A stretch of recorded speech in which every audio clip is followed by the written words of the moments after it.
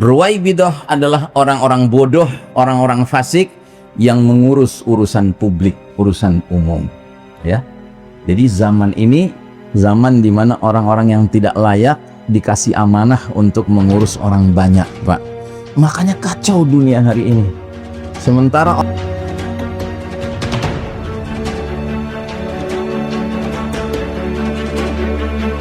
jamaah sekalian rahimakumullah, malam hari ini kami ingin mengangkat tema yang sebenarnya sangat luas, Pak. Tema ini berkenaan dengan urgensi ma'rifatuz zaman atau upaya atau pentingnya memahami kondisi zaman. Mengapa demikian? Karena zaman atau waktu senantiasa menghadirkan kondisi yang berubah-ubah, Pak. Kita ini hidup di dunia yang mempunyai ciri fana. Fana artinya apa? Sementara. Ya. Di dunia ini tidak ada perkara yang baqa, yang lestari seperti di akhirat nanti. Kalau di akhirat nanti semua perkara bersifat baqa, lestari, abadi, kekal. Mereka-mereka yang berbahagia di akhirat akan senantiasa berbahagia dalam kebahagiaan yang sejati dan hakiki dan abadi. Mudah-mudahan kita masuk golongan yang mengalami itu. Tetapi bagi mereka yang ditakdirkan Allah karena pilihan mereka sendiri untuk menjadi orang-orang yang durhaka kepada Allah Ta'ala, mereka akan mengalami kesengsaraan, kesedihan, kepahitan yang abadi pula di akhirat kelak nanti.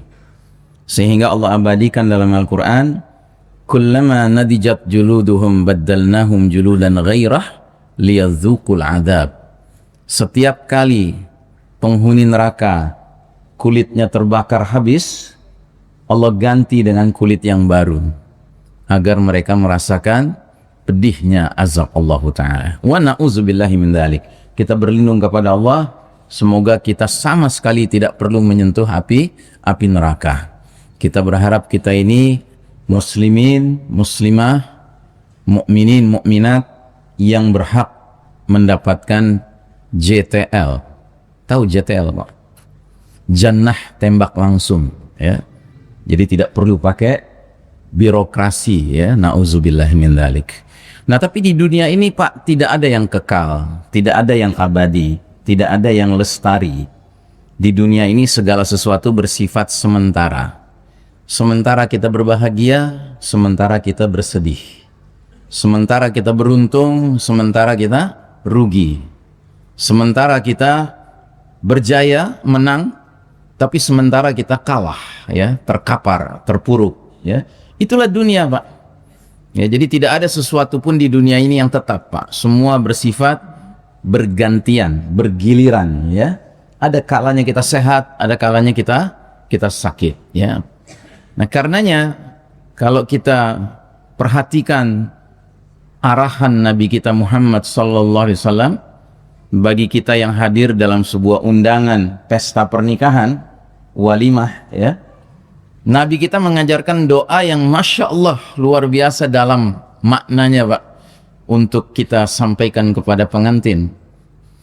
Kalau di zaman kita sekarang ini banyak orang berdoa untuk pengantin yang doanya tidak masuk di akal, Pak. Doanya berbunyi begini biasanya. Semoga kalian berdua senantiasa berbahagia. Ya. Mana ada pengantin bahagia terus, Pak? Tidak ada. Coba tanyakan kepada pengantin-pengantin lawas di sini, pengantin yang sudah kawakan di sini. Apa iya sejak akad nikah selalu bahagia, Pak? Kan tidak. Maka Nabi mengajarkan kita doa yang masuk di akal dan dalam sekali maknanya. Barakallahu laka wa baraka alaika wa jama'a bainakuma fi khair. Apa artinya? Semoga Allah berkahi engkau dalam masa senangmu, semoga Allah berkahi engkau dalam masa sulitmu, dan semoga Allah himpun kalian berdua dalam kebaikan fid dunya wal akhirah. Inilah doa yang masuk di akal. Sehingga pengantin dari hari pertama menikah didoakan oleh jamaah yang hadir, mengingatkan mereka, mungkin malam pertama pasti mengandung kebahagiaan, tapi belum tentu malam-malam selanjutnya senantiasa berbahagia. Ya, yang penting bukan bahagia atau sedihnya, Pak, tetapi keberkahan Allah mengiringi pasangan tersebut. Itu yang paling penting. Nah, jadi Bapak dan Ibu rahimakumullah, demikian juga dengan umat ini sebagai satu kesatuan, Pak. Kita melewati masa demi masa, zaman demi zaman yang senantiasa menawarkan kondisi yang berganti-ganti, Pak.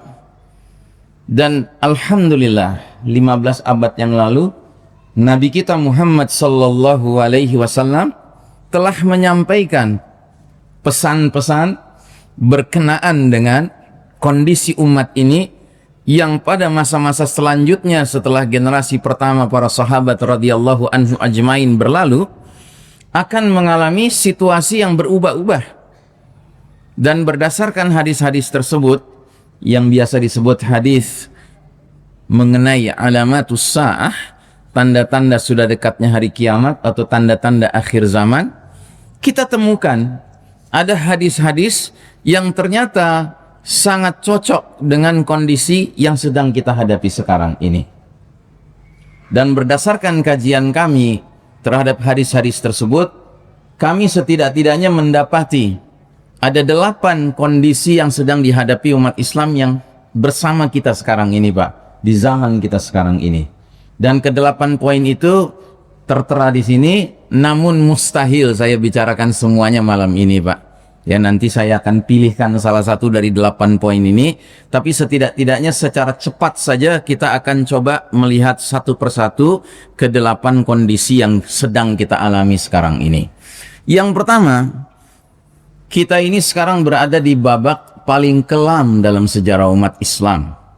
Nabi menyebut babak ini sebagai babak kepemimpinan para mulkan jabriyah. Mulkan jabriyah artinya para penguasa yang memaksakan kehendak mereka, mengabaikan kehendak Allah dan Rasulnya. Ya. Dan hadisnya menerangkan bahwa ada 5 babak keseluruhan perjalanan sejarah umat Islam. Dan qaddarullah kita yang hidup sekarang ini sudah berada di babak keempat, Pak, dari 5 babak perjalanan umat ini. Dan babak keempat disebut oleh Nabi sebagai babak mulkan jabriyan tadi, Pak. Babak hadirnya para penguasa-penguasa yang gemar memaksakan kehendak mereka, mengabaikan kehendak Allah dan Rasulnya. Karenanya kalau Bapak dan Ibu merasakan zaman kita sekarang ini begitu kacaunya, ya karena mereka yang memegang posisi otoritas kepemimpinan tidak mau memimpin dengan berdasarkan ma qalallahu ta'ala wa ma qala Rasulullah sallallahu alaihi wasallam. Petunjuk Allah dan petunjuk Rasul diabaikan. Mereka lebih senang mengikuti petunjuk oligarki, misalnya, contoh saja ya, Pak, ya. Yang kedua, ini adalah era di mana kaum muslimin mengekor kepada kaum Yahudi dan Nasrani, atau biasa disebut the Western Civilization, peradaban Barat, Pak. Jadi sejak tahun 1924 Masehi, jadi 3 Maret 1924, Allah takdirkan kepemimpinan umat Islam yang sudah berlangsung 1342 tahun harus berakhir, Pak. Berakhir. Jadi jangan lupa sejarah kita, Pak. Kita ini umat yang pernah diberikan izin oleh Allah memimpin seluruh umat manusia lainnya selama bukan sekedar setahun 2 tahun, 10 tahun 20 tahun, 100 tahun 200 tahun, tidak, Pak. 1342 tahun umat ini telah memimpin umat manusia. Tapi Allah Ta'ala punya rencana, dan rencana itu berjalan karena Allah yang menghendakinya. Maka pada tahun 1342 Hijriah, 1924 Masehi, Allah memutuskan umat ini selesai masa kepemimpinannya, sekarang giliran yang lain. Siapa yang lain itu? Barat, Eropa, Amerika, yang tiada lain adalah the Judeo-Christian Society, masyarakat Yahudi Nasrani. Ya. Dan kita tidak perlu menyesal, tidak perlu bersedih hati, apalagi sampai menyalahkan Allah Ta'ala, na'udzubillahi min dzalik. Tidak, karena Allah sudah beritahu sama kita perkara seperti ini akan terjadi. Di mana Allah beritahu? Silahkan dicatat ayatnya, Ali Imran 140. Allah berfirman, Wa tilkal ayyamu nudawiluha bainan nas. Demikianlah hari demi hari, masa kemenangan dan kekalahan, kejayaan dan keruntuhan kami pergilirkan di antara umat manusia sehingga mereka bisa mengambil pelajaran. Ya. Jadi kalau kita sekarang sedang kalah, Pak, itu kehendak Allah. Itu skenario Allah. Ya. Dan kita harus sadar dan yakin. Alhamdulillah, tadi sudah saya sebutkan hadisnya membicarakan 5 babak perjalanan umat Islam. Sedangkan sekarang babak keberapa? Keberapa tadi saya sebut? Keempat. Masih ada 1 babak yang akan kita jelang, Pak. Dan babak kelima itu kata Nabi disebut dengan babak apa? Disebut dengan babak thumma takunu khilafatan ala minhajin nubuwah. Kemudian akan tegak kembali kekhalifahan yang mengikuti cara-cara kepemimpinan Nabi Muhammad sallallahu alaihi wasallam. Ini janji dari Nabi kita. Bahwa janji itu belum menjadi kenyataan hari ini, that's a different story. Itu cerita lain. Tapi janji ini sudah keluar dari mulut manusia yang tidak pernah berdusta. Yang Allah abadikan dalam Al-Quran. Ma yantiqu anil hawa in huwa illa wahyun yuha. Apapun yang diucapkan Nabi kita bukan produk hawa nafsunya. Semua yang beliau sampaikan semata-mata bimbingan dari Allah Subhanahu wa ta'ala. Ya, jadi Bapak dan Ibu tidak perlu berkecil hati. Kalau kita melihat hari ini umat Islam sedang terpuruk, sedang dalam kondisi kalah, memang jadwalnya demikian, Pak. Ya, yang penting bagi kita bukan menang atau kalahnya. Sekali lagi saya ingatkan tadi, pasangan suami istri bukan sedang bahagia atau sedihnya yang penting, tetapi senantiasa diiringi oleh keberkahan Allah, itulah yang penting. Nah, kita akan diberkahi Allah Ta'ala sekalipun sedang kalah saat ini, Pak. Jika apa? Jika kita berorientasi untuk as-sabru wal istiqamah. Sabar dan istiqamah, berpegang teguh kepada tali agama Allah Ta'ala, jami'an, bersama-sama. Niscaya Allah akan datangkan keberkahan kepada kita, sekalipun kemenangan belum kita raih. Ya. Yang ketiga, kita sedang mengalami era penuh fitnah seperti sepotong malam yang gelap gulita. Itu bahasa Nabi kita. Ya, kaqita'il lailil muslim, laksana malam yang gelap gulita, kata Nabi. Jadi zaman kita sekarang ini zaman di mana fitnah itu melanda di berbagai aspek kehidupan, Pak. Kita fitnah yang kita hadapi sekarang bukan hanya fitnah 3 Pak. Harta, tahta, wanita, bukan hanya itu. Tapi kita menghadapi fitnah di berbagai aspek hidup kita. Pol, sosbud, mil, penkum, semua, Pak. Ideologi, politik, ekonomi, sosial, pendidikan, hukum, militer, kedokteran, farmasi, pertanian, peternakan, semua bidang hidup sekarang sudah ada fitnahnya, Pak. Nah, kata Nabi, kalau fitnah sudah melanda dunia ini dalam jumlah yang begitu banyak dan masif serta terstruktur, apa yang terjadi? Dunia terasa seperti dalam kondisi gelap gulita malam hari. Dan ini tentu maknanya bukan makna harfiah, tetapi makna kiasan, ya Pak. Hari ini kalau kita mau jujur, mana nilai-nilai yang lebih merebak, yang lebih ramai? Nilai-nilai yang terang benderang atau nilai-nilai yang gelap gulita? Contoh, mana nilai yang terang? Maksiat atau taat? Mana? Taat, ya, itu yang terang, kan? Tapi sekarang kita bertanya, mana yang lebih semarak hari ini? Ketaatankah atau maksiatkah? Hah? Mana yang lebih semarak, Pak? Mana yang lebih semarak? Maksiat atau taat hari ini? Maksiat. Ini tanda bahwa kita sedang dikepung oleh dark values, nilai-nilai yang gelap, Pak. Bukan nilai-nilai yang terang yang sedang mengelilingi kita. Mencari ketaatan hari ini sulitnya luar biasa. Tapi mencari kemaksiatan mudahnya luar biasa. Bahkan maksiat hari ini tidak perlu dicari, Pak. Maksiat mengejar-ngejar kita, Pak. Mengetuk-ngetuk pintu-pintu rumah kita. Bahkan sudah masuk ke kamar-kamar tidur kita. Mana yang lebih ramai hari ini? Ma'ruf atau mungkar? Mana yang lebih ramai? Mungkar. Ma'ruf sepi hari ini, Pak. Tapi mungkar itu ramai hari ini pendukungnya. Mana yang lebih ramai? Keadilan atau kezoliman hari ini? Kezoliman. Hampir setiap hari kita dipaksa mendengar berita-berita yang menyayat-nyayat rasa keadilan kita, Pak, ya.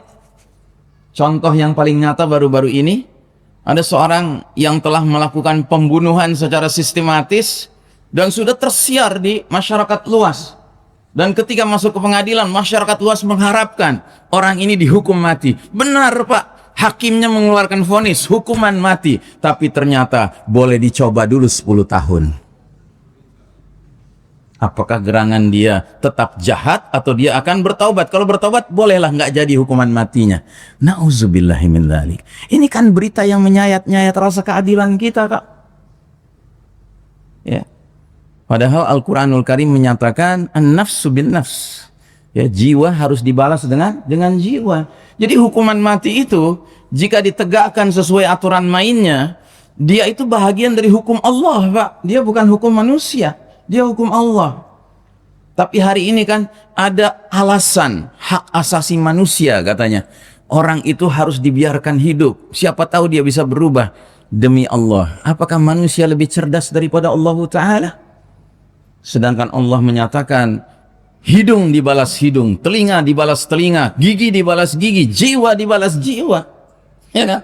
Kalau sudah terbukti bahwa memang dia melakukan pembunuhan dengan berencana, dengan niat yang jahat, maka sudah sepantasnya jiwanya pun melayang sebagaimana melayangnya jiwa yang sudah dia bunuh dengan sia-sia itu.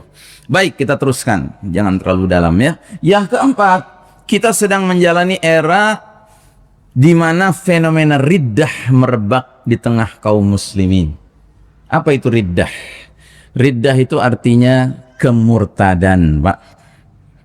Dan kemurtadan yang dimaksud di sini bukanlah kemurtadan yang jelas tampak, tetapi kemurtadan yang bahkan tidak disadari oleh pelakunya. Jadi dosa itu ada 3 macam, Pak. Ada dosa kecil, as-shaghair, ada dosa besar, al-kabair, ya. Dan ada dosa yang paling mengkhawatirkan. Para ulama menyebutnya dengan dosa nawaqidul iman. Dosa yang membatalkan iman seseorang bila dia mengerjakannya. Ya.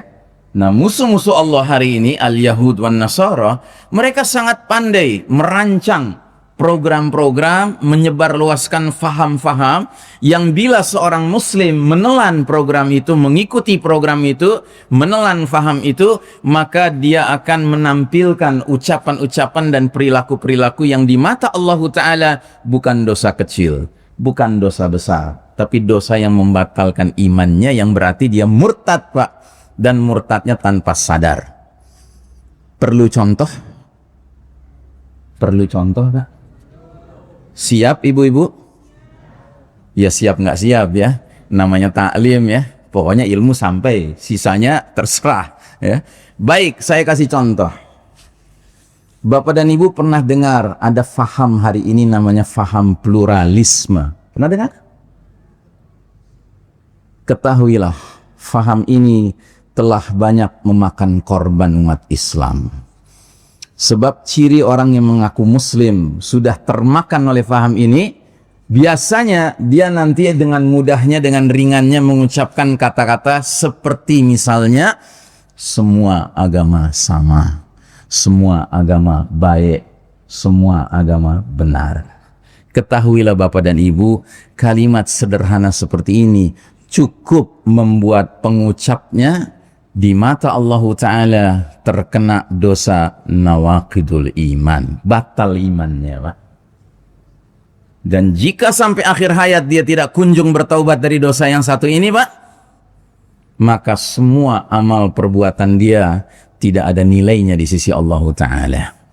Mau itu sholatnya kah, puasanya kah, sedekahnya kah, birrul walidainnya kah, pergi umrohnya kah, tidak ada nilainya. Kenapa? Karena iman sudah delete, sudah terhapus. Padahal dalam Al-Quran setiap Allah berbicara tentang amal saleh mesti diawali dengan iman. Alladzina amanu wa amilus salihat. Akad itu, Pak. Ya. Baik, itu contoh saja. Yang kelima, kita berada di era di mana kaum muslimin dijadikan santapan yang diperebutkan oleh bangsa-bangsa lainnya. Ya, hari ini negeri-negeri Islam dijadikan barang rebutan oleh bangsa-bangsa lain selain kaum muslimin, sehingga kekayaan alam negeri kaum muslimin bukan dinikmati oleh kaum muslimin, tapi oleh mereka yang di luar sana. ya, di luar, baik dalam pengertian di luar negeri Islam maupun di luar kalangan kaum muslimin. Dan itu bukan hanya sumber daya alamnya yang diperebutkan, Pak, tetapi juga sumber daya manusianya diperebutkan. Karena hari ini muncullah berbagai jenis kelompok muslim. Ada muslim moderat, ada muslim fundamentalis, ada muslim komunis, ada muslim kapitalis, ada muslim sekularis, ada muslim, ya kan? Muslim macam-macam hari ini, Pak. Termasuk ada muslim Nusantara, ya.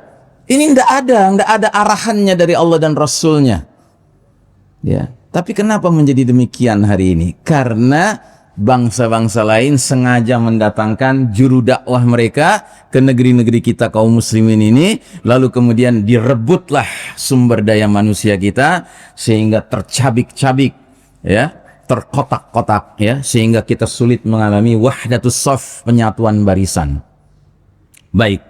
Kemudian yang berikutnya, yang keenam, ini adalah era di mana musuh-musuh kaum beriman sudah tidak punya rasa takut akan kaum muslimin.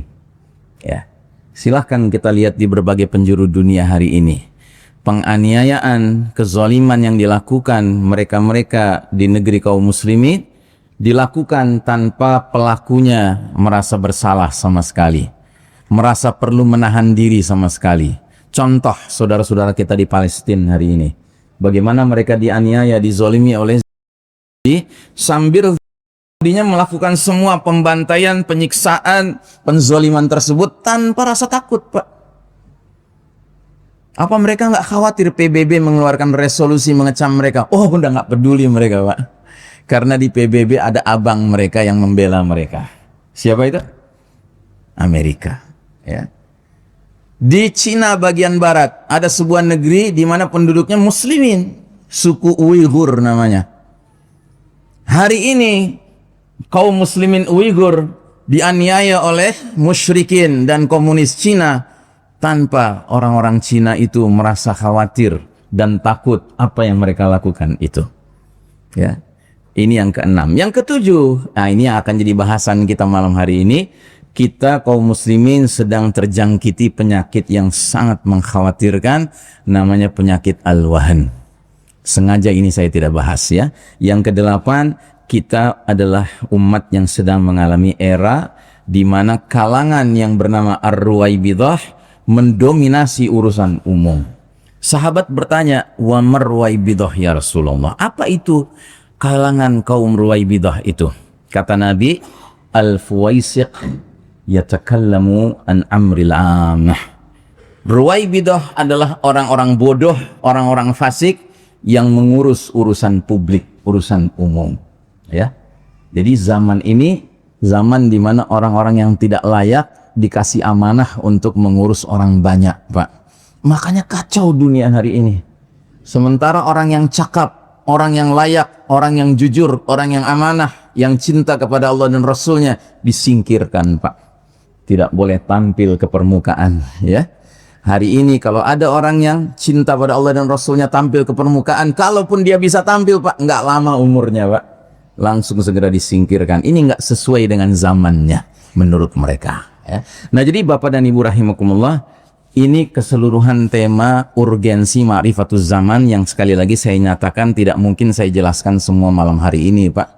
Maka saya pilih satu saja dari ke-8 poin itu, yaitu poin nomor 7. Kita berada di era di mana kaum muslimin terjangkiti penyakit wahan. Demikian bunyi hadisnya. Bersabda Nabi Muhammad sallallahu alaihi wasallam, "Yushikul umamu an tada'a alaikum kama tada'a al-akalatu ila qasa'atiha." Artinya, hampir-hampir tiba masanya berbagai bangsa-bangsa memperebutkan kalian umat Islam layaknya memperebutkan makanan yang ada di mangkok. Jadi bangsa-bangsa lain memperebutkan umat Islam yang diumpamakan seperti makanan yang ada di mangkok, ya. Kalau ada sekumpulan orang memperebutkan makanan, kira-kira makanannya banyak atau sedikit? Sedikit, kan? Yang memperebutkan ramai, kan? Begitu, makanya mereka berebut, ya kan?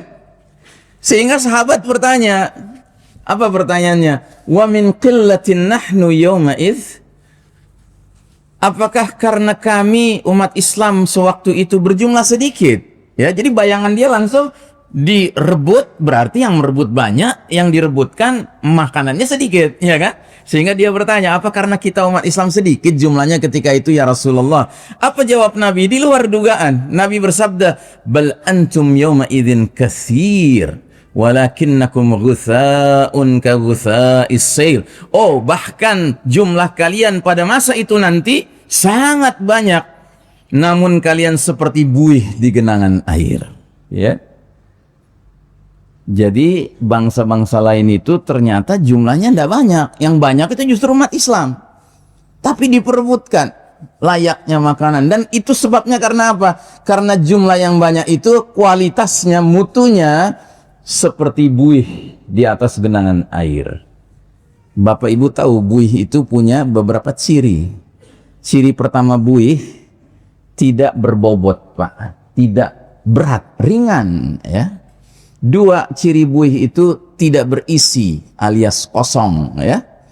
Yang ketiga, buih itu tidak punya arah yang jelas. Arahnya tergantung kemana gerak arus, ya. Arus ke kanan, buih ke kanan. Arus ke kiri, buih ke kiri, ya. Nah, jadi kapan umat Islam diperebutkan laksana makanan di suatu mangkok? Ketika kaum muslimin membiarkan dirinya tidak berbobot. Satu. Dua, membiarkan dirinya kosong. Tiga, membiarkan dirinya diatur arahnya oleh pihak lain. Ya. Baik, tapi itu bukan tema inti kita. Terus kemudian Nabi melanjutkan, sungguh Allah mencabut rasa takut musuh kepada kalian, dan Allah menanamkan ke dalam hati kalian al-wahan, penyakit namanya al-wahan. Terus seorang sahabat bertanya, wa mal wahnu ya Rasulullah, wa mal wahnu ya Rasulullah, apa itu penyakit al-wahan? Nabi menjawab dengan menyatakan, hubbud dunya wa karahiyatul maut, cinta dunia dan takut atau benci menghadapi kematian, ya. Nah, jadi Bapak dan Ibu rahimakumullah, hari ini penyakit ini cukup semarak di tengah kaum muslimin, dan perlu difahami bahwa al-wahan ini merupakan penyakit yang sangat mengerikan, jauh lebih mengerikan daripada HIV AIDS atau tifus atau hepatitis atau demam berdarah, apalagi sekedar Pak. Ini penyakit mengerikan sekali. Berbagai penyakit selain al-wahan akan berhenti seiring dengan matinya si pasien. Tapi justru penyakit al-wahan penderitaannya baru dimulai saat si pasien itu meninggal dunia. Ya. Jadi begitu meninggal, justru akibat dari wahan itu muncul, dia alami. Begitu. Nah, muslim yang mengidap al-wahan merupakan korban penetrasi bangsa Rum. Ya, bangsa Rum itu bangsa Romawi, Pak. Ya. Dan hari ini mereka yang disebut the Western Civilization, peradaban Barat, al-Yahud wan Nasara, itu merupakan bangsa Romawi modern, Pak. Ya, yang punya karakter mirip seperti bangsa Romawi klasik dahulu kala. Jadi mereka bangsa Rum ini hari ini melalui proyek yang bernama Al-Ghazwul Fikri, perang pemikiran, mereka berhasil mempengaruhi sebagian umat Islam agar menjadi kaum materialis, sekularis, pencinta dunia, dan abai atau lalai terhadap kehidupan akhirat. Pada tahap selanjutnya, ketika seorang muslim sudah menjalani hidup berdasarkan ideologi, karakter, dan cara pandang bangsa Rum, maka akhirnya muslim tersebut akan mengidap penyakit al-wahan alias cinta dunia dan benci atau takut akan kematian. Sebab Allah Ta'ala mengabadikan dalam surat bangsa Rum, bangsa Romawi ayat ke-7, gambaran tentang karakter bangsa Rum ini, Pak. Apa kata Allah?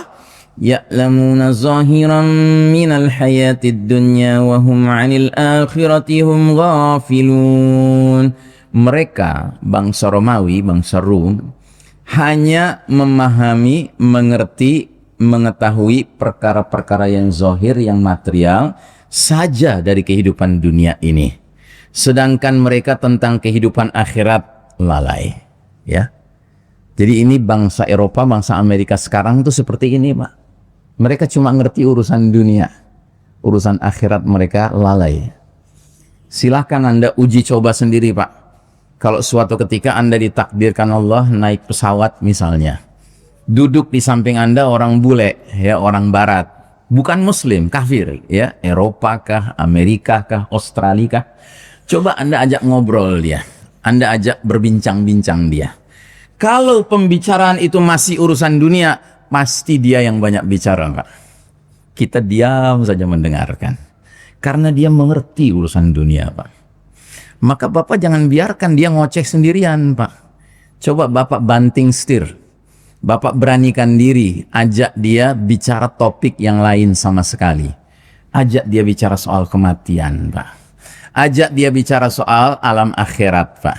Ajak dia bicara tentang surga neraka, Pak. Tiba-tiba dia akan diam 1000 bahasa, Pak. Diamnya dia bukan hanya karena tidak mengerti, Pak. Bukan.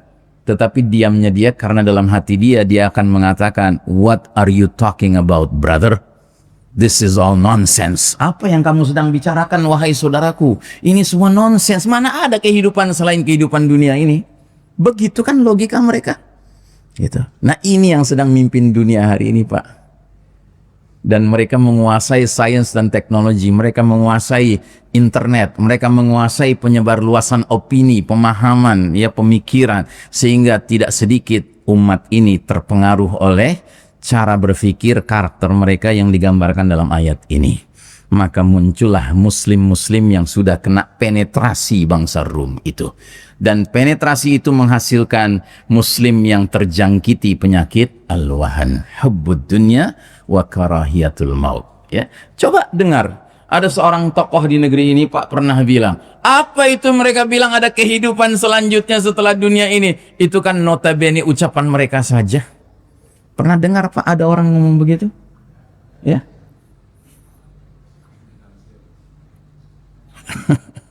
Kita nggak usah sebut namanya, Pak. Kasihan, kupingnya nanti merah sebelah. Ya. Jadi Bapak dan Ibu rahimakumullah, akhirnya si muslim yang sudah menjadi duplikat, menjadi kopi bangsa Rum akan menimbang segala sesuatu berdasarkan ukuran dunia semata, Pak.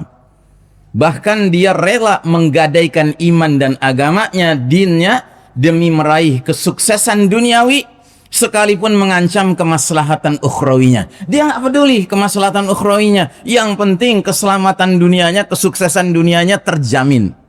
Begitu. Nah, adakah kita punya semangat seperti itu juga? Ya, tentu tidak. Karena bagi kita dunia ini tempat numpang lewat, Pak.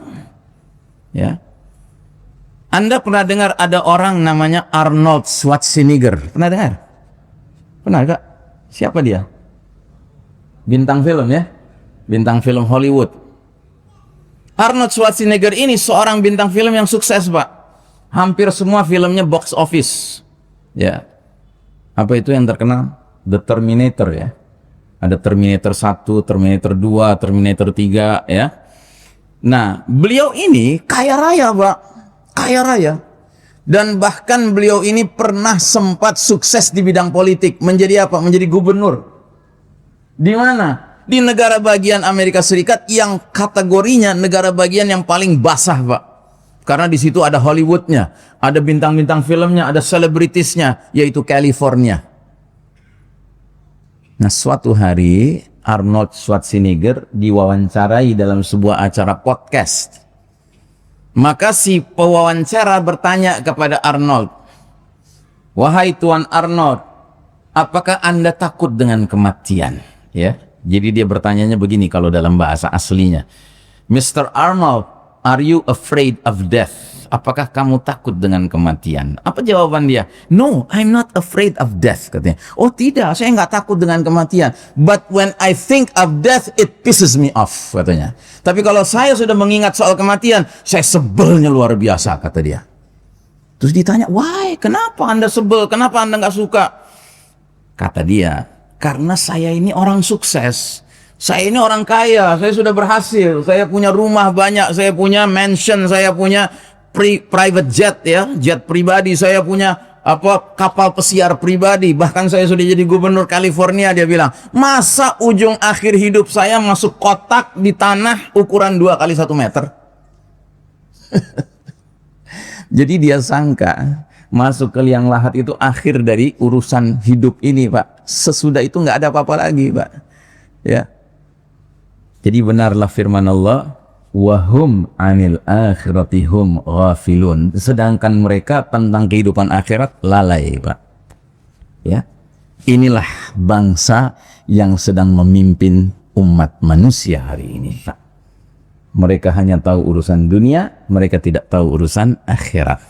Karenanya, kalau kita yang mengaku beriman kepada Allah dan hari akhir, beriman kepada ajaran al-Islam ini, lalu kita mengekor kepada mereka, sungguh celaka kita. Ya, sungguh bodoh kita, ya. Nah, jadi saudaraku rahimakumullah, ya, tadi ini bahkan dia rela menggadaikan iman dan agamanya demi meraih kesuksesan dunia sekalipun mengancam kemaslahatan ukhrawinya. Maka Nabi bersabda, badiru bil a'mali fitanan ka qita'il lailil muslim. Bersegeralah kalian beramal sebelum datangnya badai fitnah, menjadikan dunia ini menjadi seperti malam yang gelap gulita. Dan kalau era itu sudah datang, fenomena apa yang muncul di tengah umat ini? Pagi hari seseorang masih dalam keadaan mukmin beriman, lalu jadi kafir di sore harinya. Atau sore hari seseorang masih dalam keadaan mukmin beriman, lalu jadi kafir pagi harinya. Jadi pagi beriman, sore kafir. Sore beriman, pagi kafir. Ingat, Nabi tidak mengatakan pagi berbuat baik, sore berbuat jahat. Perbandingan bukan antara baik dan jahat, Pak. Seorang muslim melakukan kejahatan, tidak boleh serta-merta kita tuduh dia sudah kafir, Pak. Tidak boleh. Tapi Nabi jelas-jelas mengatakan di era banyak fitnah yang menjadikan dunia gelap gulita seperti malam hari, muncul fenomena pagi beriman, sore kafir. Bukan pagi berbuat baik, sore berbuat buruk. Bukan, Pak. Ya, ini tadi yang saya katakan muncul fenomena riddah, Pak. Dan inti masalahnya di mana? Inti masalahnya karena orang ini yabi'u dinahu bi'aradin minad dunya. Orang ini rela menjual agamanya, dinnya, imannya demi mengejar barang kenikmatan dunia. Jadi artinya orang muslim seperti ini sudah mengalami kekacauan menilai mana perkara yang mahal, mana perkara yang murah. Saya tanya di majelis yang mulia ini, menurut kita umat Islam, orang-orang beriman ini, agama ini mahal atau murah, Pak? Mahal atau murah? Agama Islam ini mahal atau murah? Mahal, Pak. Saking mahalnya, sampai Nabi mengajarkan kita suatu doa yang panjang sekali, yang salah satu bagiannya berbunyi, Allahumma la taj'al musibatana fi dinina. Ya Allah, jangan timpakan musibah kepada kami dalam urusan agama kami. Jadi bagi orang muslim, Pak, kita kena musibah penyakit, ayo bismillah, kita siap menghadapinya. Kita kena musibah kemiskinan, ayo kita siap menghadapinya. Tapi kalau sudah musibah dalam urusan agama kita, Pak, wah, ini sudah puncak musibah. Karena agama adalah barang paling mahal dalam hidup seorang mukmin. Ya. Nah, sekarang pertanyaan saya selanjutnya, kenikmatan dunia itu mahal atau murah, Pak? Mahal atau murah? Murah. Bagi orang beriman, kenikmatan dunia itu murah, Pak. Kalau dia dapatkan, alhamdulillah. Kalau dia tidak dapatkan, alhamdulillah. Kenapa? Karena kita yakin Allah Ta'ala sudah menjatah masing-masing kita jatah kenikmatan dunianya. Ya. Dan kita percaya Allah lebih tahu tentang kebutuhan kita daripada kita sendiri. Ya, ada orang meminta dikasih 5 miliar sama Allah Ta'ala, nggak pernah dapat. Dia cuma dapat sekian ratus juta saja. Nggak pernah sampai 5 miliar. Kenapa? Karena Allah tahu orang ini kalau dikasih lebih dari 1 miliar, apalagi 5 miliar, dia akan lupa daratan, lautan, udara, dan kepolisian. Jadi cukup ratusan juta saja. Nah, jadi saudaraku rahimakumullah, Seorang muslim jika rajin membaca kalamullah itu Al-Quran, Pak, dia akan selalu sadar dan yakin bahwa kehidupan dunia hanyalah senda gurau sesaat dan permainan belaka. Dan negeri akhirat merupakan kehidupan sebenarnya yang hakiki dan abadi. Sebagaimana firman Allah Ta'ala dalam surah Al-Ankabut ayat 64. Allah berfirman, وَمَا هَذِهِ الْحَيَاةُ الدُّنْيَا إِلَّا لَهْوٌ وَلَعِبٌ وَإِنَّ الدَّارَ الْآخِرَةَ لَهِيَ الْحَيَوَانُ لَوْ كَانُوا يَعْلَمُونَ. Dan kehidupan dunia ini hanyalah senda gurau dan permainan. Dan sesungguhnya negeri akhirat itulah kehidupan yang sebenarnya, sekiranya mereka mengetahui. Ya, jadi bagi kita orang beriman, Pak, kita tidak akan pernah memandang dunia ini sebagai tempat yang harus kita bela mati-matian, Pak. Jadi nggak ada ceritanya kita boleh berteriak dunia harga mati, nggak ada, Pak. Yang ada tuh dunia tempat mati, iya benar itu. Ya, tapi kalau dunia harga mati lucu kali lah. Ya, masa dunia harga mati? Ya, sudah jelas nggak ada orang yang abadi di dunia. Jangankan kita manusia biasa, Pak, Fir'aun saja akhirnya mati pula dia. Dajjal nanti bakal mati pula dia. Ya. Nah, jadi saudaraku rahimakumullah, kita banyak sekali disajikan dalam sejarah Islam yang mulia ini, Pak, contoh-contoh sosok-sosok yang luar biasa di dalam memahami hakikat dunia dan akhirat, Pak.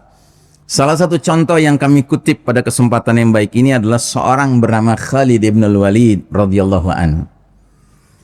Khalid ibn al-Walid ketika memeluk Islam, Rasulullah SAW sangat berbahagia. Karena Khalid mempunyai skill, keterampilan, kemampuan berperang yang dapat diandalkan, digunakan untuk membela Islam dan meninggikan kalimatullah dalam al-jihadu fi sabilillah. Ya. Karenanya Nabi memberi gelar Khalid ibn Walid, apa gelarnya? Saifullah al-Maslul. Ya. Saifullah al-Maslul. Saifullah itu artinya apa? Pedang Allah. Al-Maslul artinya apa? Yang terhunus. Jadi keluar dari sarungnya terus, Pak. Ya. Dan akibat penamaan seperti ini, dia menjadi doa. Karenanya Khalid bin Walid setiap memimpin menjadi komandan jihad di medan peperangan melawan kaum kafir musyrikin, tidak ada kamus kalah, Pak. Selalu yang ada adalah menang dan menang dan menang dengan izin Allah Subhanahu wa taala. Nah, dalam banyak kesempatan peperangan Islam, Khalid bin Walid diangkat menjadi komandan perang dan menunjukkan hasil gemilang atas segala upaya jihadnya. Betapapun hebatnya Khalid bin Walid dalam medan pertempuran dengan berbagai luka yang menyayat badannya, namun ternyata kematiannya di atas ranjang. Ya. Betapa menyesalnya Khalid. Harapan untuk mati syahid di medan perang ternyata tidak dia raih, tidak dia peroleh. Dan Allah Ta'ala menghendakinya mati di atas tempat tidur. Sesudah aneka perjuangan membela Islam yang luar biasa. Ya. Karenanya ada analisa seorang ulama yang mengatakan kenapa Allah takdirkan Khalid bin Walid wafatnya bukan di medan perang. Justru karena dikasih gelar Saifullah al-Maslul. Ya. Kalau seandainya Saifullah al-Maslul harus mati di medan perang, ibaratnya pedang Allah patah, Pak. Ya. Karenanya dia wafatnya di atas tempat tidur, ya. Nah, kalimat Khalid bin Walid yang legendaris dan menggentarkan pihak musuh, suatu ketika pasukan Romawi yang jumlah personilnya berlipat kali jumlah pasukan Islam, maka pasukan Romawi yang jumlahnya begitu banyak ketika mendengar seruan Khalid di bawah ini, kalimat di bawah ini, maka panglima Romawi yang menjadi jatuh mental sehingga menyebabkan kekalahan Romawi. Kalimat apa itu? Jadi Khalid bin Walid sebelum perang lawan Romawi yang waktu itu jumlahnya berlipat kali dari jumlah pasukan Islam, dia membakar semangat mujahidin para sahabat sedemikian rupa sehingga mereka berangkat dengan semangat yang digambarkan dengan ucapan Khalid bin Walid ini. Kata Khalid bin Walid, "Ji'tu bi unasin yuhibbunal mauta kama tuhibbunal haya." Aku datang dengan sekelompok manusia yang mencintai kematian sebagaimana kalian wahai bangsa Romawi mencintai kehidupan. Ucapan ini terdengar oleh seorang serdadu Romawi, Pak. Sehingga serdadu Romawi ini langsung lari menuju tenda komandannya dan melapor kepada komandan tertingginya. Wahai komandan, tadi aku mendengar panglimanya kaum muslimin mengucapkan kalimat, jitu bi unasin yuhibbunal mauta kama tuhibbunal haya. Aku datang dengan sekelompok manusia yang mencintai kematian sebagaimana kalian hai bangsa Romawi mencintai kehidupan. Mendengar kalimat ini, si panglima Romawi ini langsung berkata, bagaimana kita bisa mengalahkan orang-orang yang cari mati sedangkan kita cari menang, katanya begitu, ya kan? Langsung jatuh mental panglima ini, dan jatuhnya mental panglima disaksikan oleh para prajuritnya menyebabkan semua prajurit Romawi jatuh mentalnya, Pak.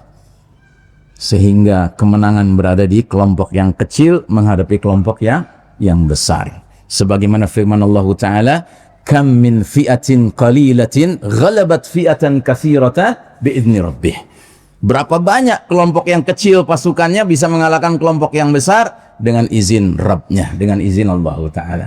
Jadi Bapak dan Ibu rahimakumullah, kalau kita memahami hakikat permasalahan ini, berarti sesungguhnya ya, menang kalahnya kita di berbagai pertarungan, Pak, sangat terkait erat dengan kondisi mental kita, Pak.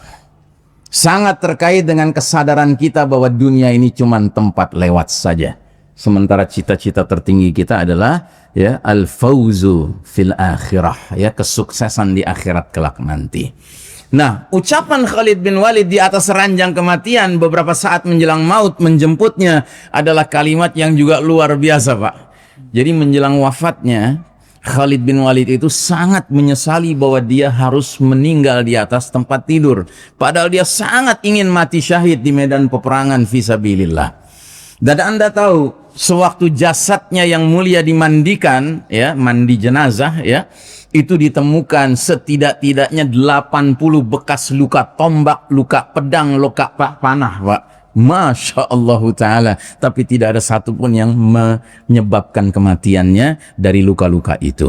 Nah, menjelang mati di atas ranjangnya, Khalid bin Walid mengeluarkan kalimat, mana matil jubana. Semoga para penakut, para pengecut tidak pernah bisa tidur nyenyak, katanya begitu. Apa maksudnya?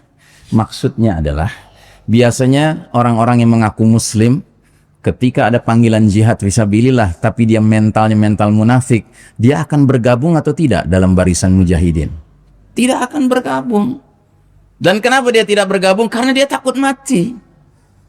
Dia lebih senang menjadi apa? Menjadi kaum rebahan. Tahu kaum rebahan? Ya kan? Orang yang suka tidur aja, ya kan? Ya, tidur di tempat tidurnya. Nah, ternyata lihat saya ini panglima Islam yang sudah mengikuti semua peperangan dan sudah banyak luka-luka di tubuh saya, ternyata mati di atas tempat tidur. Jadi hai kalian yang para pengecut yang tidak mau ke medan perang, ya, kalian sukanya tidur di kasur, ketahuilah kematian pun bisa menjemput di kasur, ya. Masya Allah Ta'ala. Jadi sekarang banyak orang kena kutukannya Khalid bin Walid, Pak. Yaitu para pencinta keselamatan dunia dan lebih rela meninggalkan keselamatan akhirat, ya. Nah, Rasulullah SAW bersabda, ini obatnya, Pak, obat untuk menghadapi penyakit tuahan. Nabi bersabda, al-kayyisu man dana nafsahu wa amila lima ba'dal mauti wal ajizu man atba'a nafsahu hawaha wa tamanna 'ala Allah. Orang yang paling cerdas ialah orang yang mempersiapkan dirinya dan beramal untuk hari setelah kematiannya. Jadi ingat, Pak, orang yang cerdas dalam Islam bukan orang yang sibuk beramal untuk kehidupan di masa tuanya, Pak. Masa tua itu masih dunia, Pak. Tapi dia sibuk beramal untuk masa setelah kematiannya, ya. Makanya kita bangga, Pak, kalau ada anak-anak kecil muslim, muslimah yang sudah ikut pengajian, terus kita tanya, nak, cita-cita kamu apa? Jihad fisabilillah. Oh, kita bangga, Pak. Kamu cita-citanya apa? Husnul khatimah. Wah, Masya Allah. Itulah cita-cita yang sebenarnya. Tapi kalau sekedar mau jadi apa? Mau jadi dokter, mau jadi insinyur, itu biasa, Pak. jadi dokter, jadi insinyur, nggak ada jaminan masuk surga. Tapi kalau orang sudah bercita-cita mau husnul khatimah, mau syahid di jalan Allah, itulah cita-cita yang sebaik-baiknya. Ya. Nah, jadi Nabi mengatakan, sedangkan orang yang bodoh adalah orang yang jiwanya selalu mengikuti hawa nafsu, sambil berangan-angan bahwa Allah nanti mudah memaafkan, mudah mengampuni. Begitu, ya. Jadi kita tidak boleh membiarkan hawa nafsu kita ini ya menjadi panglima kita. Tapi kita harus mengarahkan diri kita ini, jiwa kita ini untuk senantiasa beramal demi masa kehidupan ba'dal maut, setelah kematian. Ya. Jika seorang muslim mengidap penyakit al-wahan, maka dengan mudah musuh-musuh Islam, termasuk kaum elit global, Bapak Ibu tahu istilah elit global, Pak? Tahu istilah elit global? Elit global itu adalah sosok-sosok yang sekarang ini menjadi pengendali dunia, sekalipun dia tidak tampil di permukaan sebagai pemimpin negara ini, negara itu, tidak. Dia orang-orang di belakang layar istilahnya, ya. Salah satu contohnya, saya harus sebut nama supaya Anda ngerti ya. Anda pernah dengar nama George Soros? Pernah dengar nama itu, Pak? Dia agamanya apa, Pak? Yahudi. George Soros itu kaya raya, Pak. Uangnya banyak sekali. Dan dia gemar sekali menggelontorkan uang yang banyak ke satu negeri untuk membuat apa? Untuk membuat kekacauan di negeri itu. Nah, ini salah satu elit global, Pak. Nah, George Soros ini Yahudi tulen, Pak. Yahudi tulen. Dia menulis buku tentang dirinya sendiri. Istilahnya autobiografi, Pak. Jadi biografi tapi bukan ditulis orang lain, dirinya sendiri yang menulis. Saya pernah jalan-jalan di Gramedia, lihat buku itu tebal segini, Pak. Gambar depannya George Soros dengan hidung betetnya itu, hidung betet Yahudinya itu, ya. Nah, di mukaddimah buku itu, kata pengantar, kata George Soros begini, itu buku bahasa Inggris. Dia bilang, "When I was a little boy, I did not believe in God." Sewaktu saya masih anak kecil, saya tidak percaya adanya Tuhan, dia bilang. But when I became a teenager, I believe there is God. Tapi ketika saya sudah menginjak usia remaja, saya percaya adanya Tuhan. And God is me, katanya. Dan Tuhan itu saya. Dasar ya. Al-Maghdubi alaihim, golongan yang dimurkai Allah Subhanahu wa taala. Ya, kenapa dimurkai? Karena mereka gemar ingin menantang Allah Subhanahu wa taala. Ya, they like to play God. Mereka suka berperan seolah-olah dirinya Tuhan. Makanya nanti pemimpin mereka, Dajjal, ya, itu akan menjadi orang yang menyatakan di hadapan semua manusia yang dia datangi di berbagai kampung di muka bumi ini, "Ana rabbukum, aku Rabb kalian." Nah, sekarang baru Dujjal, George Soros saja sudah begitu ucapannya, Pak. Ya, apalagi si Dajjal nanti yang diizinkan Allah punya 1001 ilmu sihir, ya. Nah, jadi Bapak dan Ibu rahimakumullah, musuh-musuh Islam, kaum elit global ini, ya, menjadi mudah menebar virus fear-mongering. Fear-mongering tahu, Pak? Fear-mongering itu menakut-nakuti umat manusia dengan berbagai cara. Ya, baru-baru ini kita kena, Pak, program fear-mongering selama 2-3 tahun belakangan ini yang dikenal dengan program pandemi, ya. Kalau saya lebih senang menyebutnya plandemi, bukan pandemi, plandemi. Dari kata plan, sudah direncanakan. Mereka yang sebar virus, mereka yang buat antivirusnya. Gitu. Ya. Dan ini pekerjaan elit global juga lagi-lagi, ya. Namanya pintu gerbang harta. Pintu gerbang tuh gate, harta tuh bill. Aha, kenal sama orang itu? Ya. Pintu gerbang harta. Dia tahun 1980-an terkenal sebagai pembuat software laptop, ya, namanya Microsoft. Dia jual, kaya dia, Pak, karena bikin Microsoft. Tapi diam-diam dia sebar virus di dalam program Microsoftnya. Supaya apa? Supaya orang cari antivirusnya. Dia jual lagi antivirusnya. Itu tahun 1980-an, Pak. Uji cobanya kepada laptop, Pak. Tahun 2020 uji cobanya kepada manusia. Ya, dia sebar virus namanya COVID-19, terus dia juga yang bikin program pembiayaan ya antivirusnya. Ya. Nah, jadi Bapak dan Ibu rahimakumullah, akhirnya si muslim tadi tunduk dan patuh mengikuti berbagai arahan mereka yang sebenarnya tidak masuk akal. Termasuk arahan mereka yang sampai ke tingkat mencampuri tata cara beragama beribadah kaum muslimin.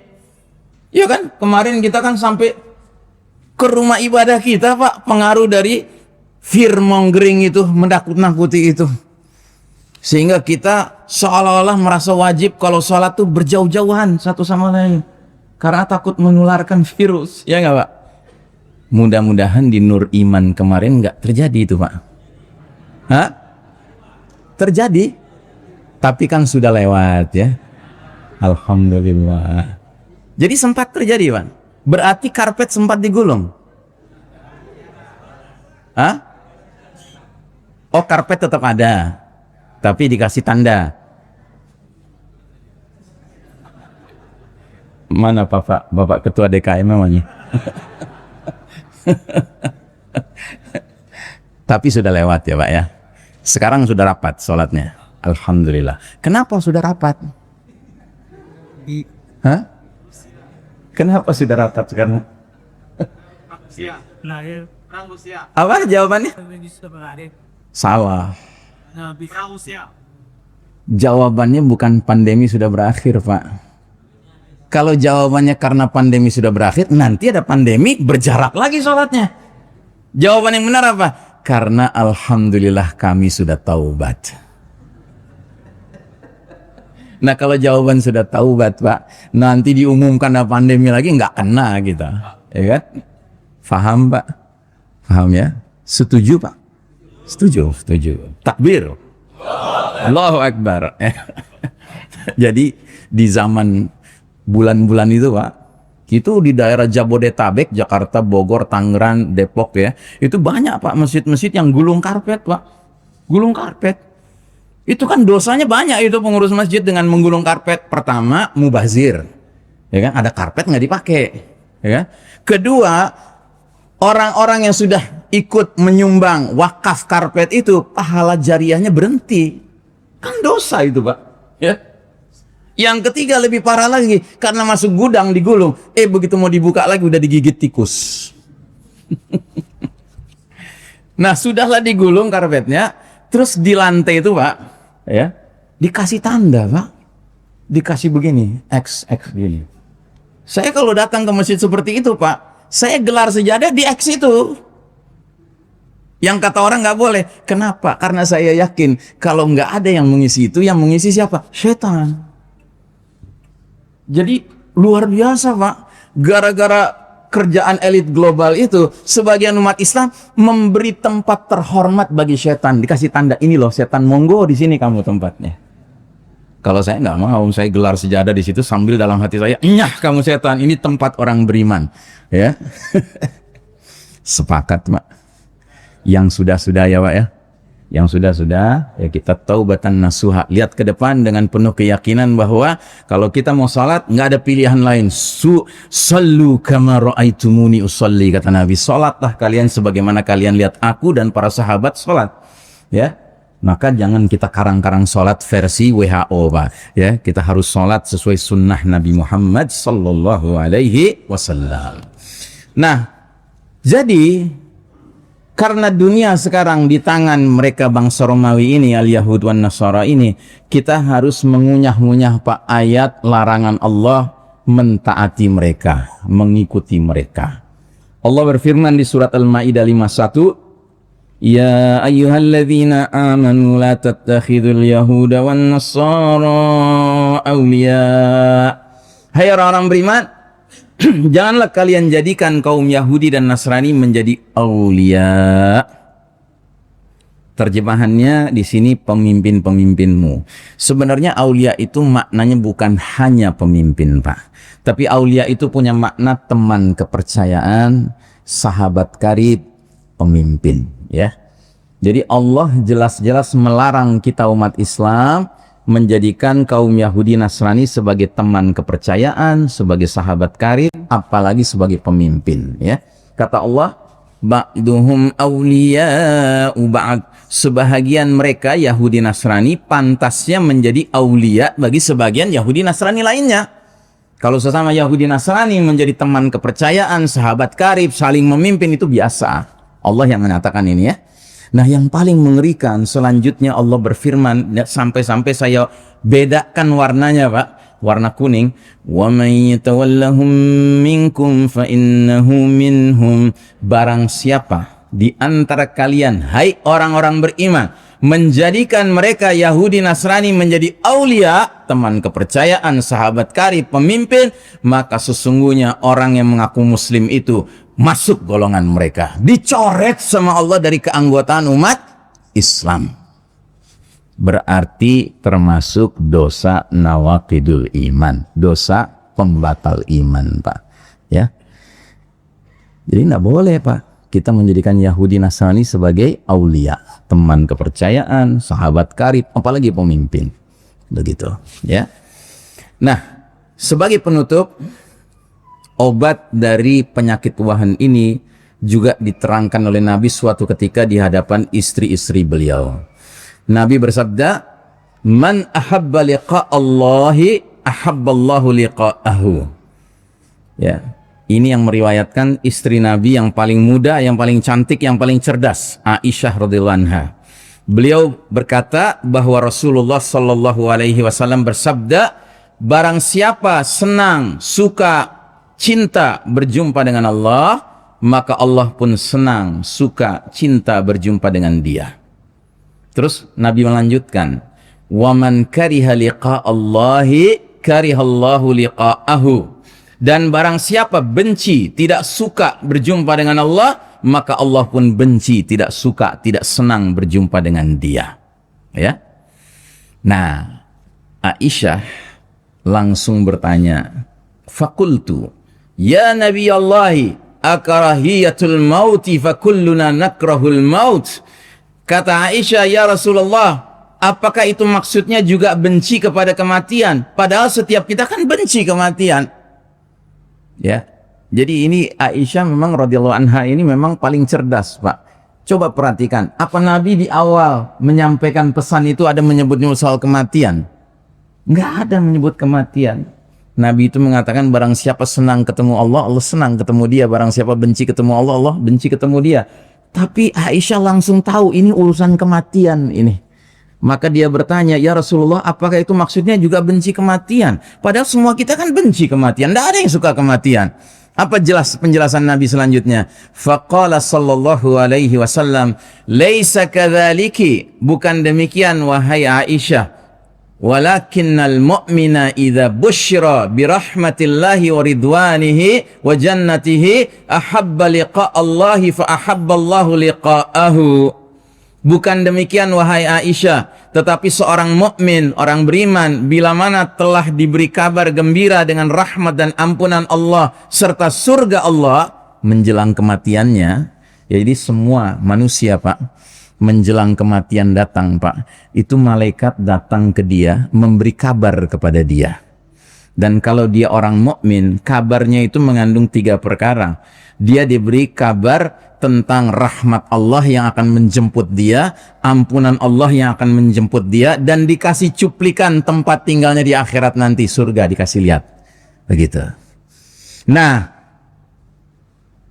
si mukmin ini mendapatkan penyambutan seperti itu, senang berjumpa dengan Allah, maka Allah pun menjadi senang berjumpa dengan dia. Ya. Terus Nabi melanjutkan, wa innal kafira, dan sungguh sedangkan orang kafir, idza busyira bi'adzabillahi wa sakhatihi kariha liqa'allahi wa karihallahu liqa'ahu.